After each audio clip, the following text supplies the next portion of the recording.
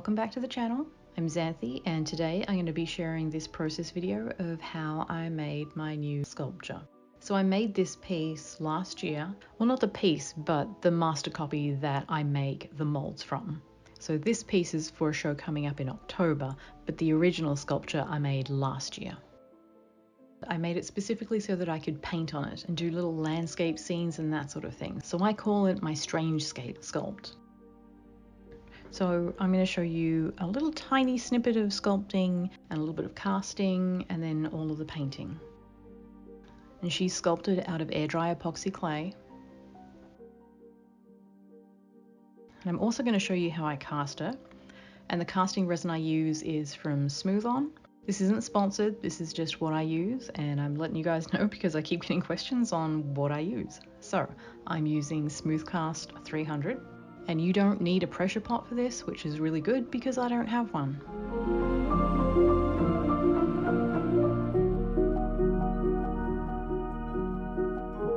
And the mold is made using Moldstar 15. And of course, I'll leave a link in the video description letting you know what products I used.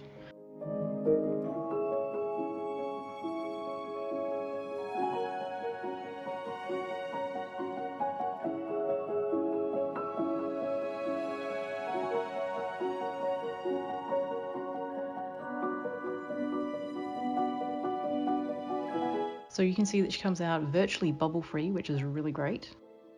All she needs is to have the flash taken off and some sanding work done.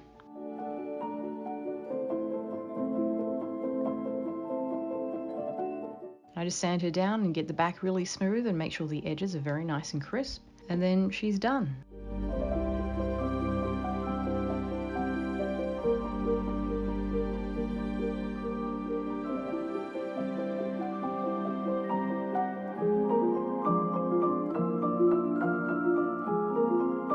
So this girl is going out to a show I have coming up in October, and the theme is pure magic, so I decided to go for a magical forest twilight scene. And of course it's a very limited palette, so all of the shades I'm using are pinks and purples.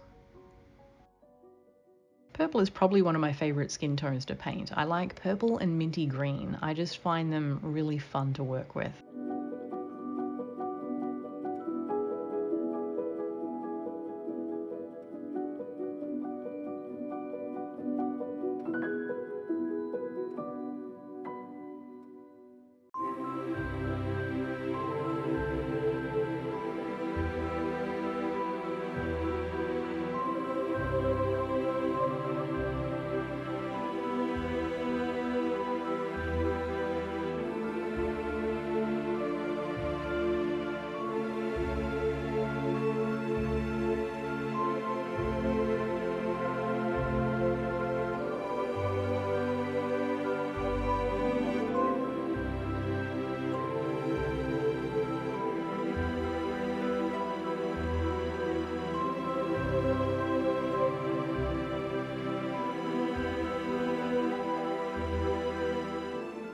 The brushes I use for doing the face are nothing special.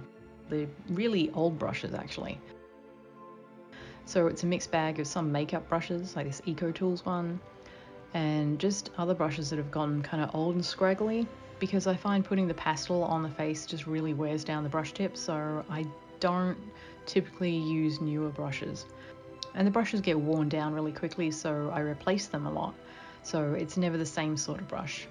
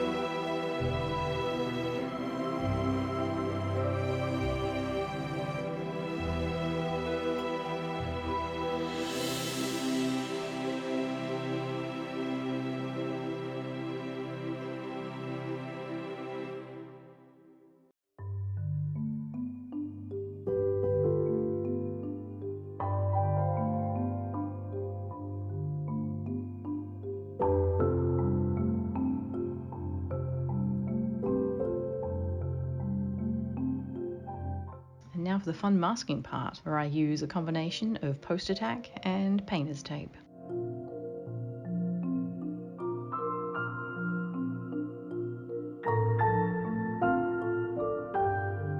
The paints that I'm using are going to be all golden acrylics. I'm just going to be mixing up what I need out of these three colours. And I'm also going to be using the acrylic thinner to thin the paints with.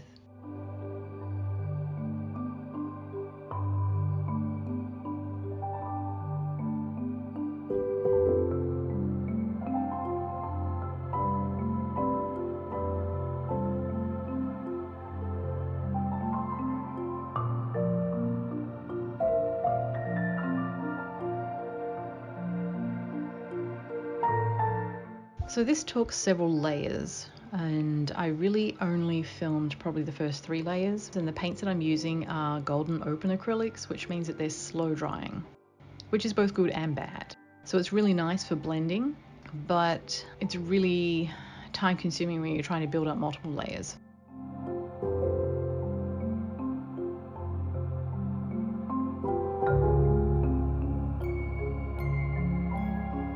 So right now I'm just getting the background on, blocking in where everything's going to go and like where the horizon line's going to be, where I'm going to have most of the trees and the brightness of the background.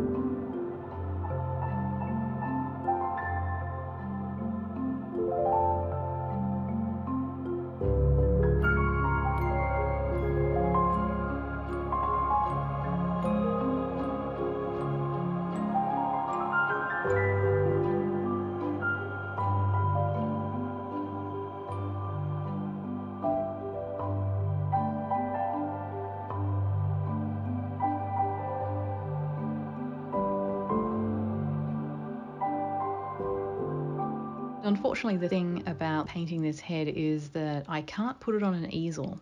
Because the surface is curved, it means I have to keep turning it to be able to paint the other side of it and to keep seeing how it all aligns over that bump at the front. So yeah, it's just, I do have to keep holding it, which does mean it kind of goes in and out of focus a little bit, and I'm sorry about that.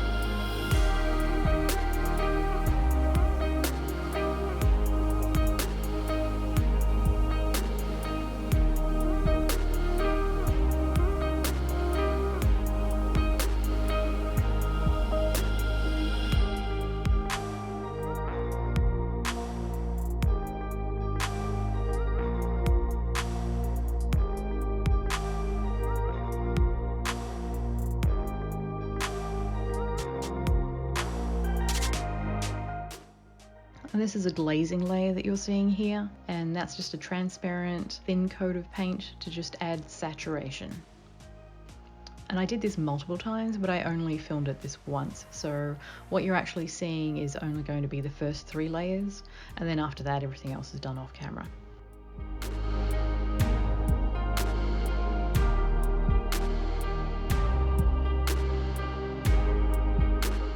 One of the really stressful things about painting these is that it always looks terrible at the start. And I find that you can't get disheartened, you just have to keep going. You just have to keep throwing the paint on, and then eventually, sooner or later, it'll all come together.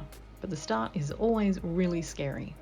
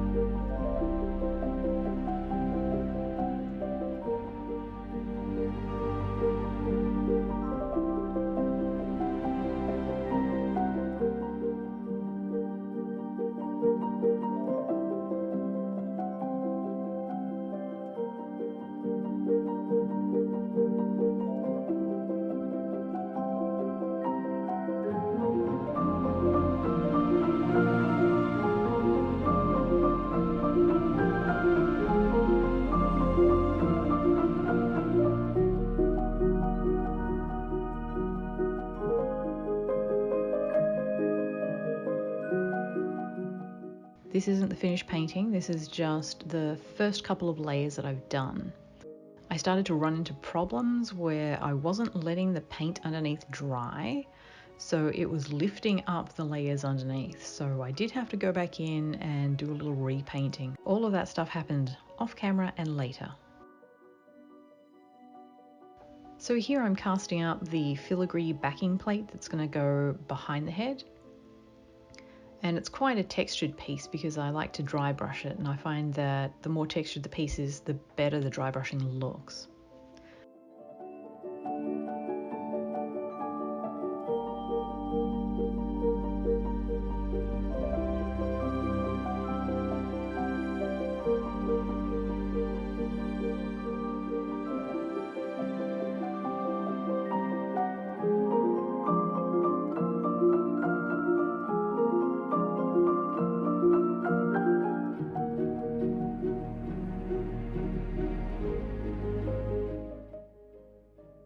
And then all I've done here is I've just glued it onto the backboard for now, and then I'm just going to mark out where I'm going to drill in the holes for the screws.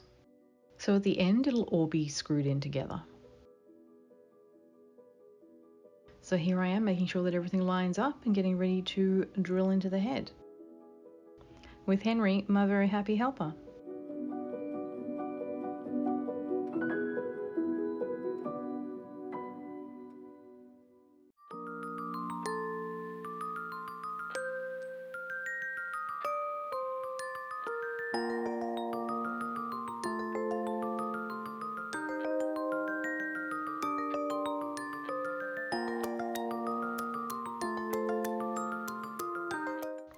And I'm using Golden's Interference line of paints to dry brush this, and it's just an iridescent sort of purple cranberry-ish kind of colour. It's really pretty.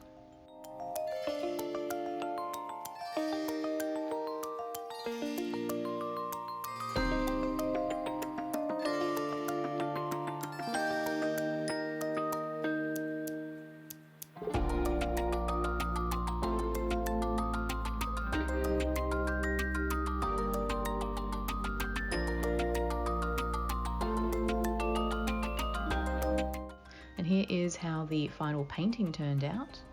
Let's take her little mask off and put her all together.